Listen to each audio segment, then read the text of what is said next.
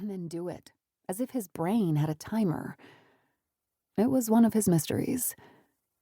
I leaned forward and turned on the radio, twisting the dial and watching the needle move along the numbers.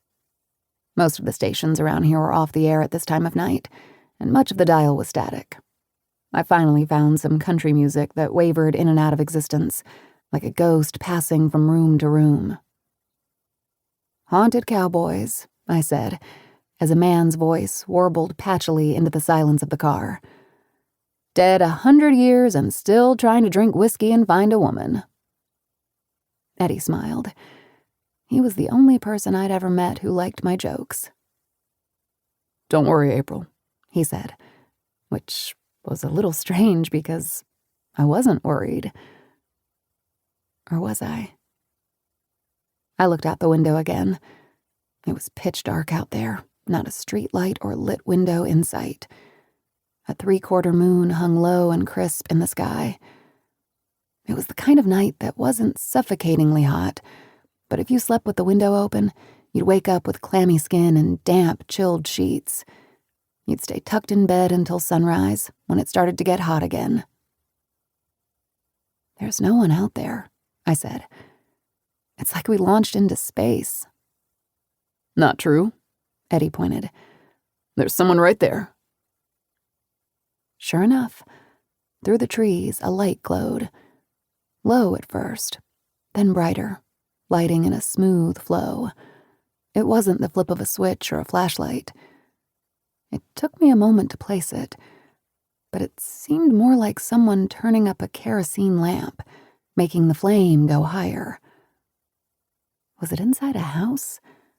Or someone outside in the trees? I couldn't tell. I watched the light as we passed it, turning as it shrank behind us. I should have felt comforted, but I wasn't. "What was that?" I asked, as the country music on the radio changed tunes, then wafted out of range again. "Beats me," Eddie said. "Look, we'll give it another 10 minutes. If we don't see a sign, we'll—" "Oh, Jesus." I turned back to face front, and I saw what he saw. In the beam of the headlights was a man at the side of the road. A teenager, maybe. He wore a baggy jacket and was walking slowly, his head down. As our headlights hit his back, he didn't turn. Eddie slowed the car so we didn't pass him, but kept him in our headlight beams. "Drunk, do you think?" he asked me. I watched the figure take another slow, careful step. He still didn't turn our way, though we must have been the only car to come down this road for a long time.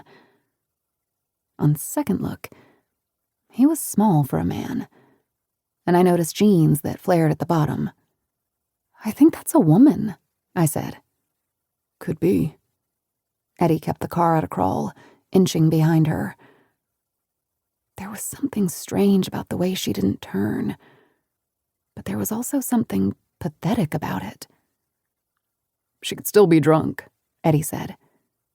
"Maybe," I said. "She might need help. Should we stop?" I thought about the light we'd passed behind us, and something cold touched my spine. "I think she needs help." "All right. Roll down your window." I cranked the window down as Eddie pulled up beside the figure. He leaned across me as the car slowly rolled, his voice sounding friendly and authoritative. "Hi there. Do you need help?" He called out my window. For the first time, the figure paused and lifted her head. It was a woman, with brown hair cut short, exposing her ears and the back of her neck, while bangs fell over one eye. Her skin was pale, and I could see a faint spray of freckles across the bridge of her nose. She stopped walking and turned our way, squaring her shoulders as if she'd just noticed us. She didn't speak. "Do you need some help?"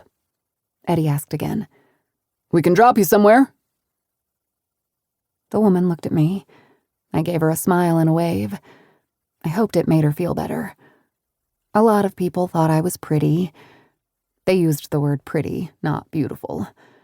I was high school yearbook kind of pretty, not the kind of beautiful that made men crazy.